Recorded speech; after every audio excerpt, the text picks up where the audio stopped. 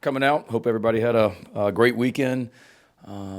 Certainly want to wish the best of luck to Coach Staley and her team up in Greenville this weekend. Hopefully we can get 2 more wins there and then head to Dallas for the Final Four. So like all Gamecocks, will be cheering hard.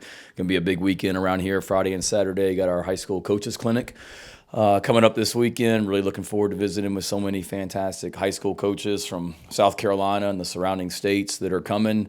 We've sold out our ladies clinic here that's coming up in a couple of weeks, and our numbers are for our coaches clinic are beyond what they were last year as well. So continuing to try and be better and better in everything that we're doing. Should be a great clinic. Looking forward to having longtime NFL special teams coach Joe DeCamillis here for that, along with Arthur Smith, the head coach of the Atlanta Falcons, will be here on Friday as a featured speaker. And then pretty cool, we've got a Legends Roundtable on Saturday morning with Sylvester Croom, who gave me my first full-time job in the SEC back at Mississippi State, David Cutcliffe, obviously legendary coach at Ole Miss and Duke. And then Frank Beamer, pretty good coach in his own right as well at Murray State and Virginia Tech. So looking forward to having those 3 guys here. That it's great to be able to fellowship with so many high school coaches, and it's great for us to be able to learn from the speakers that are coming, learn from the other coaches that are here that are part of the clinic, and should be a lot of fun as well. And then I practice on Saturday morning also. So busy weekend, a lot of good going on. And like we had last Saturday, I know we'll have a awesome group of high school prospects that'll be here this weekend as well. Just finished practice 4 of spring practice, off to a really good start. Really like the way that we're working, like this group, like the energy they have.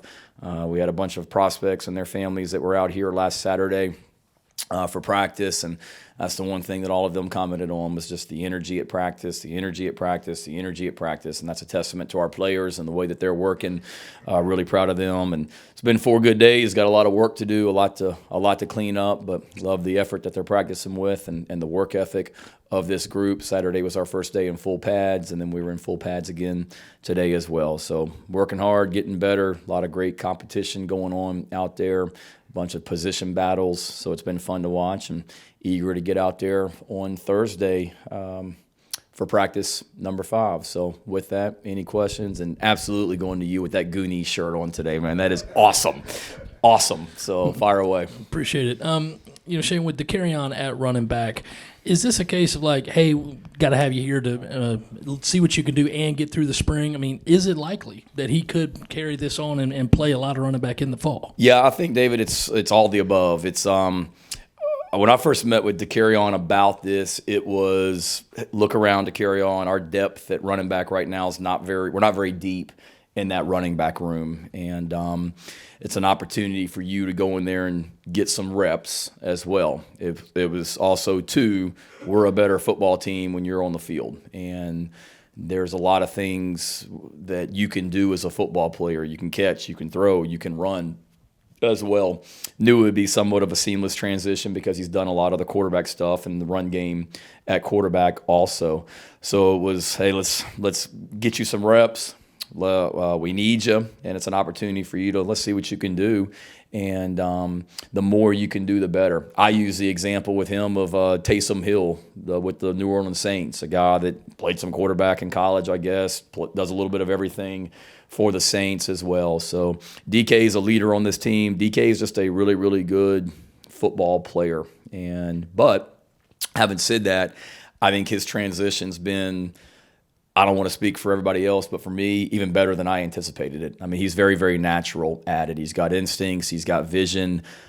He's tough. We showed the team this morning. We were doing a one-on-one pass rush drill where it's the running backs versus the linebackers and one-on-one pass pro. And DK's first 2 reps ever as a running back are like textbook. Everything that Montario Hardesty teaches at the running back position when how to block a blitzing linebacker, DK was awesome. So he's embraced it and ran with it, pardon the pun, and we'll see where it goes. And my conversation with him was, we know what you can do at receiver. We know what you can do at quarterback. We're not going to get away from that, but we got 15 spring practices. Let's see how this running back thing goes, and we can always go back to receiver, but it's also something that we can continue to expand as we go.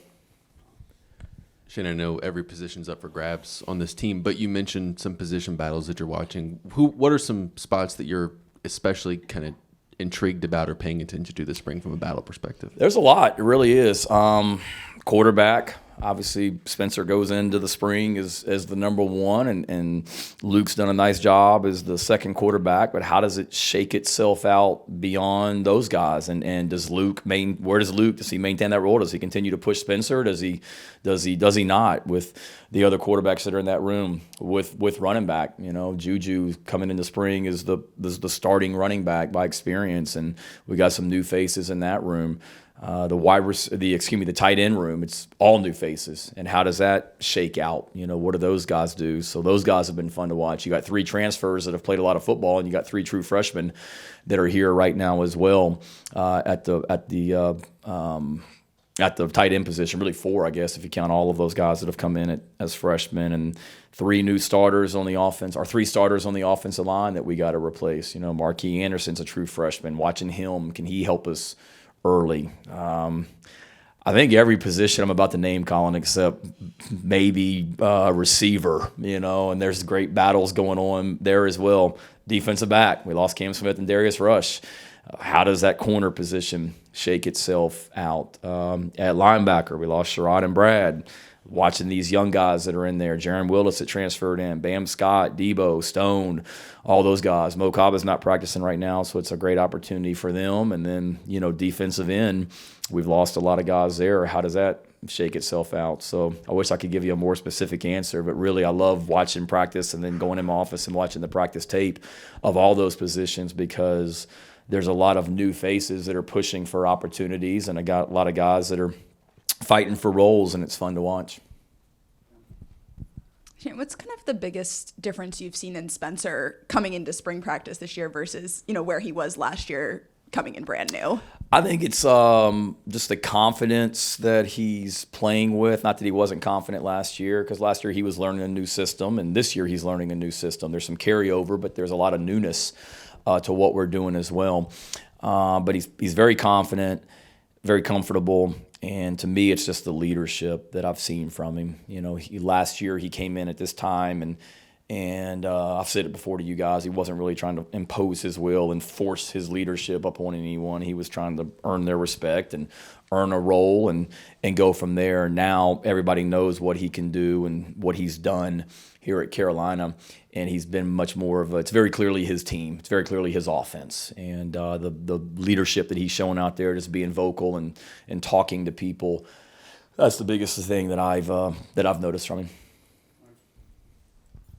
Shannon, I know you probably don't want to share too much details in terms of what's so different about the offense this year in comparison to last year, but at the same time, too, if you don't want to answer that, what are some of the feedback you're getting from some of the players in terms of what they notice that's different, what they're liking, in terms of where they're at right now in comparison to maybe 4 practices in just spring last year? Yeah, I think it's anytime you go into a year, you want to do a great job of doing what your players do well and figuring out ways to get the ball into the hands of your playmakers on offense. And whether we had maintained the same offensive system or not, I felt like we needed to do a better job of being able to communicate and make it, it was too big of a deal was made out the last 2 years of we're running this pro-style offense that's too hard to learn. That's not the case at all. But I do think we can do a better job of streamlining how we communicate and not have to have Spencer read a wristband with 100 play calls on there as well. If there's a way to communicate better and get plays in, let's do it. So we've looked at that, maybe just trying to minimize some of the terminology. And we've always been a team that's, gone fast and used tempo. So we never want to get away from that. We want to continue to be able to utilize tempo, go fast when we want to go fast, and slow down when we want to slow down. I know Trey Knox said it a few weeks ago. We were going to go fast every play and try and wear the defense out. Well, yeah, we want to have the ability to do that, but we don't do that all the time either. And that was the same thing last year. So I think with anything, Mike, it's just getting the ball to the playmakers and continuing to try and find ways to streamline things to make it easier to communicate. And I think that's the feedback that I've gotten from the players. There's still pro-style elements, and it's still complex in a lot of ways. We got to learn how to get lined up and execute. Here on day 4, that wasn't what we needed it to be. But let's figure out what we're really, really good at and just continue to build on that and get the ball to guys in space where they can just play fast and not have to think as much, but always still be able to run the ball and throw the ball when we need it and be explosive and protect the football, all the things that we talk about. Talked a lot about Dowell on the recruiting trail, about Dowell in the film room. Now that you've seen Dowell in practice, kind of hands-on with pads, what are your kind of impressions of him and how he's going to be able to help this team going into the fall? Yeah, still very good. I've been really, really impressed with him and the entire offensive staff in general. Great energy out there on the practice field. I talked about the energy of our players, and that starts with the energy that we as coaches bring out there on the field. If we're walking around dragging and not excited to be there, the players are going to feel the same way. And our coaches are high energy out there on the field, and Dowell's no different. Coaches them hard. He's very demanding, but also makes it fun and very positive and high energy as well. But he's a competitor, and when things don't go the way that he wants them to go, he lets that be known, whether it's to the assistant coaches or the players or whoever it might be. So really been impressed so far, and then Coach White and his guys on defense doing a great job. Also, there's great competition, like Colin asked, at the positions, but also amongst the coaches as well. We're all competitors, and the offense wants to win, the defense wants to win, and on and on and on. Shane, the last couple of years, you've had guys in the secondary come on, whether it was Darius last year or Foster the year before that. I guess every player is a little different, but what is it about Torian as a coach that allows you guys to maybe develop guys like that so quickly and to get them to a point where they can make an impact that quickly and really in not a lot of time? I guess what is it about his coaching ability, what he does with those guys? Yeah, great question. He really, really works at it, and everybody works hard. Don't get me wrong, but this is the DB meeting room. So usually when I walk in here, it's like, what's the Russell Crowe movie with the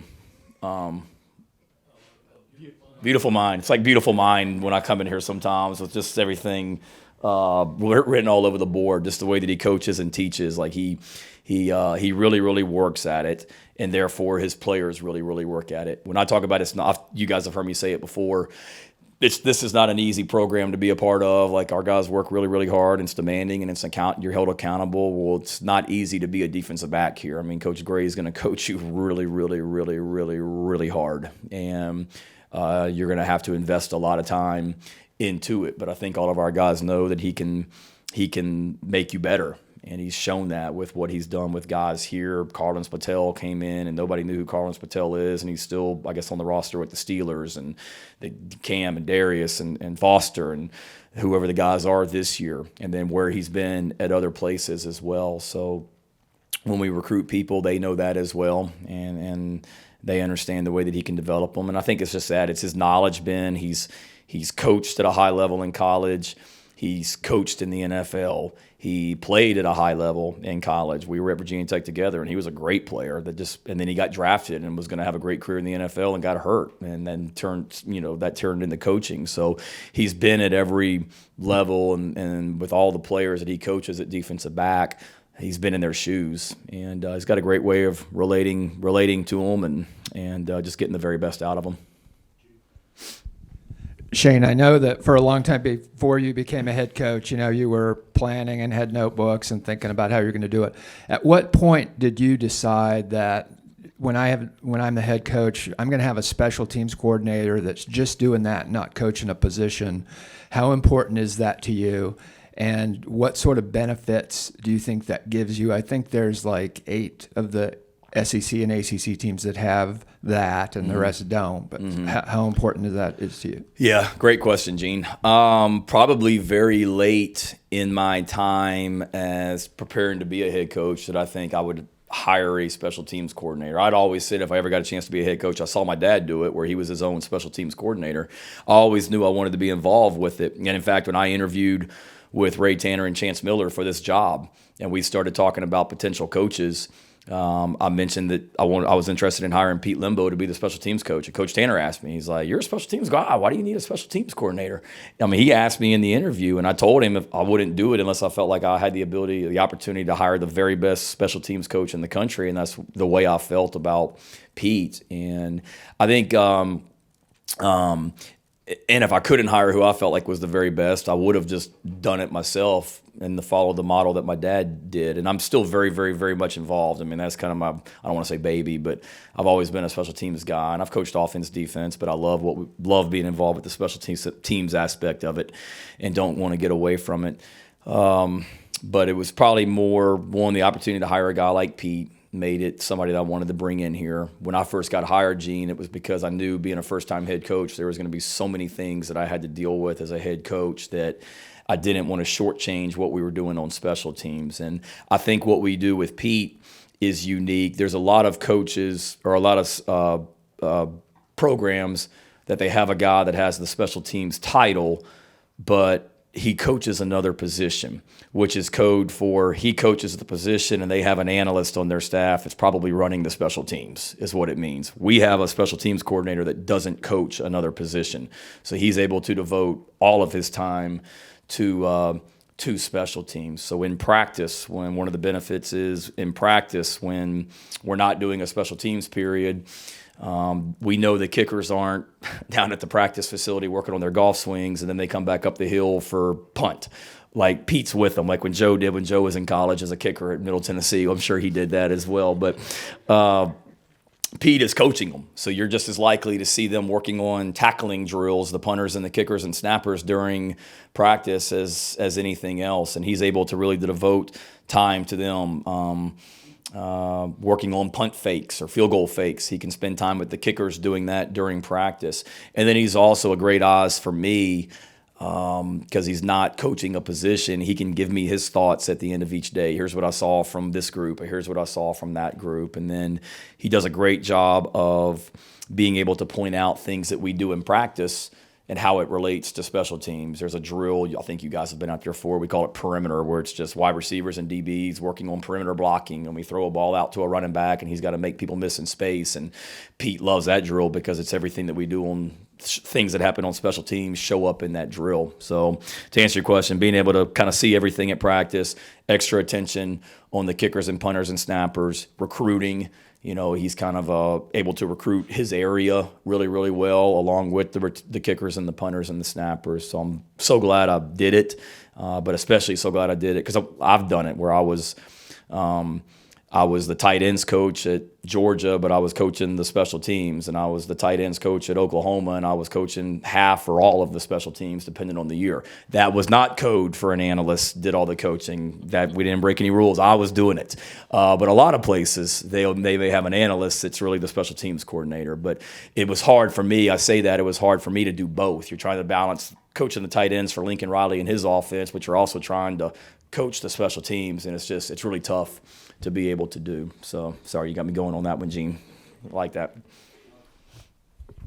You mentioned you'll have to limit turnovers next year. I know it's early, but how have you seen that improve so far through the first 4 practices, and how do you plan on improving on that throughout the spring? Yeah, we just continue to emphasize it. I mean, coach it every single rep. It may be something that we're just doing in an individual drill, and it's the wide receivers working by themselves and being able to point out when we have bad ball security, even if it's just a drill without even a defense against us. But it's been pretty good, to answer your question.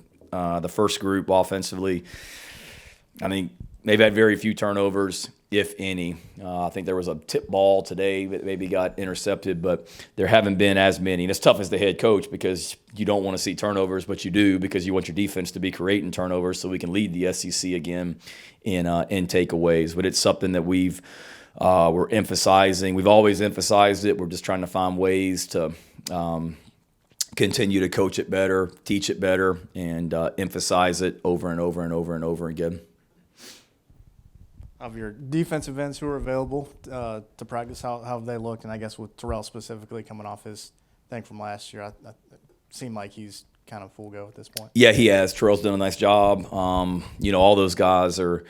All those guys are flashing. Tyreek Johnson's an older guy that, he's made a lot of plays out there as well. Desmond's a true freshman that looks the part and just learning what to do. But once he knows what to do, we're really excited about what Desmond is going to be able to bring to the table. Brian Thomas flashes. Donovan Westmoreland's, doing a nice job in there as well. So I'm trying to think who I'm forgetting in there. But all those guys have flashed, and we're trying to get them a lot of reps and and continue to see who separates himself from that group. Any injuries to report since you've put on the pads, and any departures from the team through 4 practices?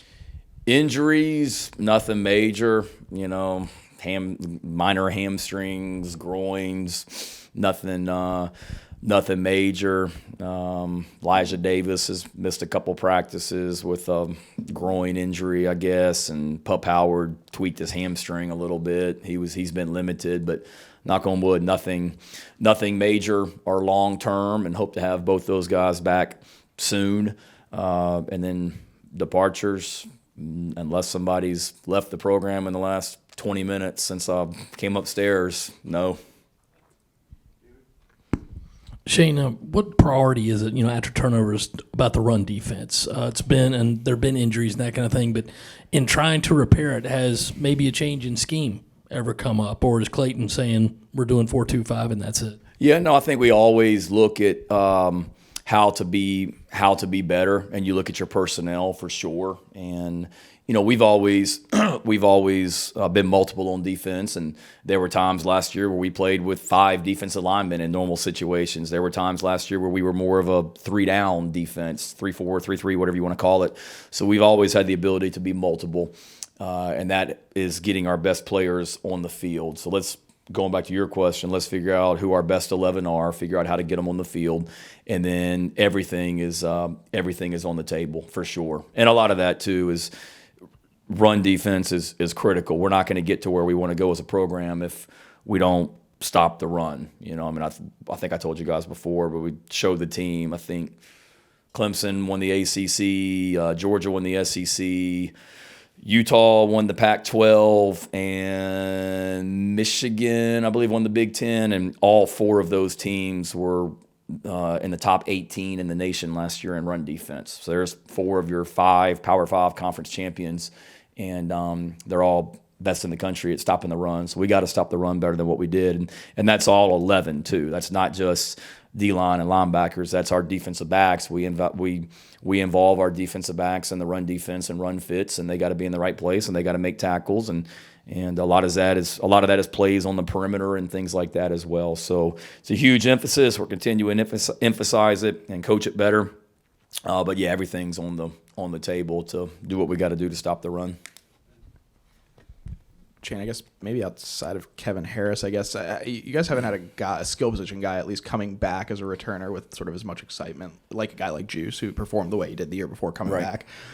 What to you, I guess, about Juice has improved over the offseason? What do you guys need to see in him to take the next step? I guess, what is it about him that at least made him so special last year and maybe can do so again this year? I think it's his just hunger and competitive spirit, Ben, to be the very best player that he can be.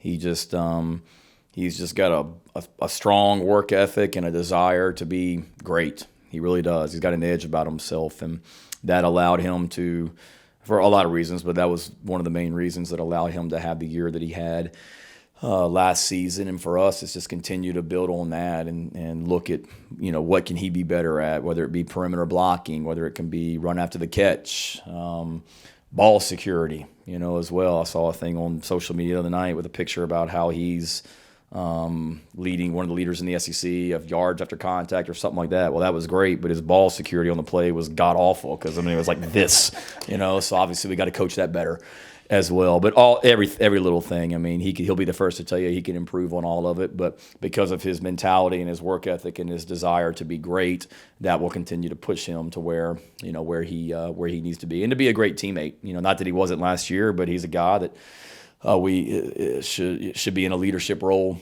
for us, and that whole wide receiver group, really excited about Xavier Legette and what he's been able to do this spring and building off last year, and AB and some of these young guys who comes on with them as well. We're excited to see.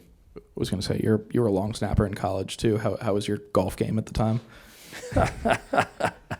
Long snapper, but I knew I wanted to get into coaching, and I knew I wanted to get into coaching, so I also played receiver, so I could be doing wide receiver stuff during practice as well. So I would do the snapping, but then I also play receiver because I wanted to learn for sure. My dad was the special teams coach, so he was in charge of the kickers and the punters and the snappers during practice as well. So this was back like people probably get fired nowadays, but back then like he just made the kickers and punters and snappers when they weren't doing anything. They just carried like a bucket around and filled in like all the divots on the practice field with dirt and sand, like they were part of the grounds crew, you know. So we've evolved from there. I tell our guys that all the time. I'm like, y'all got it easy with Pete. Y'all are in there like working on fake punts, and we need to put a bucket in your hand and go fill in some of the divots we got out here from tearing up the grass. in his early days. I don't need like people coming after me now or coming after him on that one.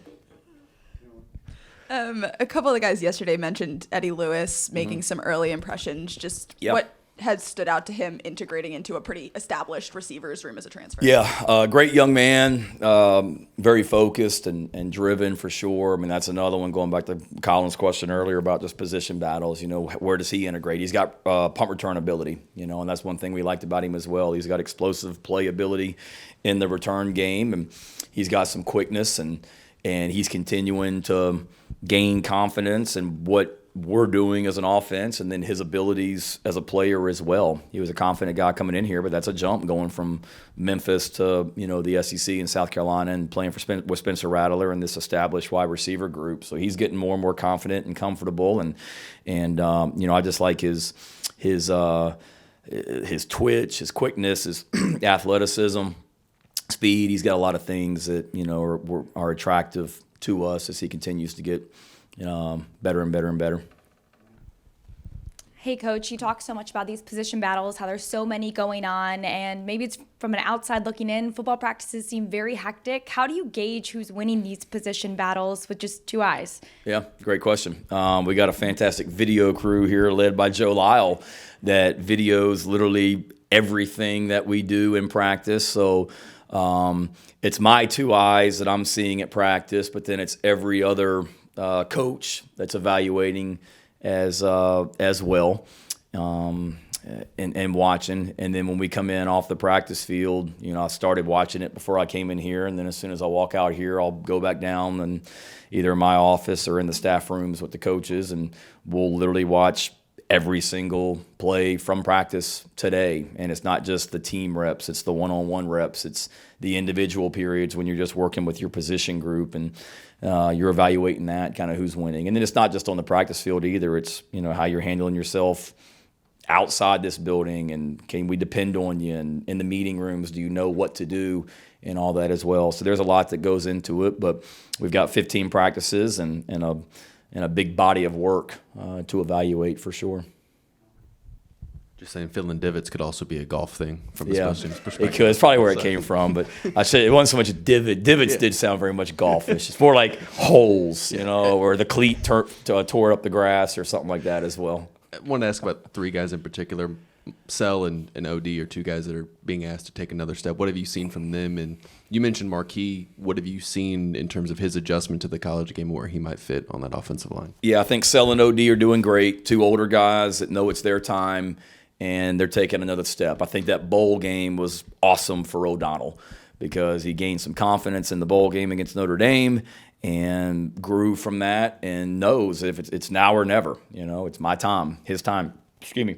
And he's really been good from a leadership standpoint. He's had some things that he was dealing with this week off the field that the old OD probably wouldn't have handled this week as well as, or last week I guess it was, as well as he did. But, you know, Pete gives out like a special teams player of the day, and he was our special teams player of the day on Saturday, last Saturday. And then he's also doing great things at defensive back as well, just gaining confidence. Same thing with Sell as well. Sell obviously played really, really, really good football down the stretch, you know, and we all remember the Clemson game, and he got isolated out there on an island basically the entire game against Clemson. Marcellus did, and made some big-time plays for us that day against those guys and gained confidence from it. So those two guys are really good players that were playing behind good players last season. O'Donnell's done a great job of getting his weight up, getting stronger, and is on a great, you know, upward path as well. And Marquis, he's done a nice job. he and Xavier McLeod, we talked about it in our team meeting this morning, showed some clips of those guys just in one-on-ones, and they're making each other better. You know, true freshman offensive guard or tackle versus true freshman defensive lineman, and really competing and working hard. And I'd say the same thing about Marquis. I'd say about the whole freshman class, like they don't look lost out there. You know, there's been days, like if you guys went out there and watched the entire practice, you wouldn't see all these freshmen and they don't know what to do and they look completely lost and physically overmatched. Those guys don't. They're doing a nice job and they're getting a lot of reps, a lot of opportunities and making themselves better because of it. Shane, with your recent appearance on Bussing with the Boys. Thought we'd get through it I thought we'd get through this thing without that question. Well, I wasn't going to ask you exactly that part of it, unless there's a media member you'd like to fight. But anyway, what I was going to ask you is one thing that you did bring up, though, was about the social media interactions and some of the things that you guys have done over here, basically just showing behind-the-scenes stuff. And it obviously wasn't like that with the previous head coach and the coaching staff. I bring that up because how do you balance that while also understanding, you know, that guard that maybe you want to keep up a little bit. I mean, you know, put yourself out there a little vulnerable, knowing that it can't help with recruiting, but obviously it can turn quickly if things turn south. No, it's definitely a fine line. It's a great question. I mean, we want to showcase this program and all the people in this program and all the great things that are going on here at Carolina within our football program, but there's also a fine line of too much where we don't want everything coming out of this building and our guys having our guys lose focus on what's important. Like none of that stuff matters. None of the energy that's being created. Nobody cares what we're doing if we're not winning football games. And let's not forget about what we're here to do, and that's to win football games and obviously graduate from from a academic standpoint. And there have been a lot of things, Mike, that I've said no to, that either people that wanted to come in and showcase something or something that we were going to do in-house to bring attention to this program that I said no, I think we're getting too far away from what's important, and that's having a great spring practice or great summer camp or great training camp or whatever it may be and getting better as a football team. So I think a lot of that is knowing the personality of your team and what they need and what they can handle and things like that as well. So certainly we're proud of everything that we're doing and we want to showcase that, but we don't want to do anything that's going to be a detriment to us being the best football team that we can be year in, year out too. Good. Thank you guys. Appreciate it.